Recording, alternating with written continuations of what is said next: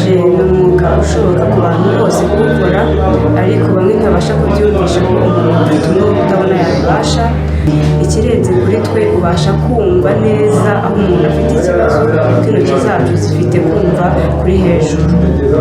Ikintu nababwira ni uko icya mbere mwumva ko tubishoboye, ikindi nabasaba mwakunda ko natwe dufite icyo dushoboye koko nk'abandi, mukaba mwabasha kuduteza imbere, kudukorera ubuvugizi mu yandi mahoteli, kuduha akazi tukabasha kwibeshaho nk'abandi. Nize cyangwa se nahuguwe mu byo bita sport and medical massage.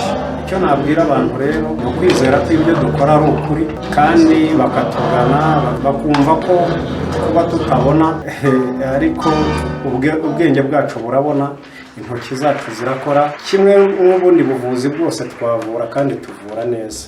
Muri makeya rero ibi bisubizo byabyo ni uko batugirira icyizere, bahindura imyumvire, bakajya baduha umwanya tugakora ibizami, bakatugerageza, hanyuma bakareba niba ibyo bizami ngiro tubikora tukabitsinda cyangwa ibyo kubazwa, hanyuma tukaba twabona akazi tukagaragaza ubushobozi bwacu. Ikindi kuba twabona aho twakura inkunga yo kuba twakwihangira imirimo, ko uyu mwuga kugira ngo umuntu awihangire bisaba ubushobozi, busaba amafaranga menshi n'ibikoresho bihe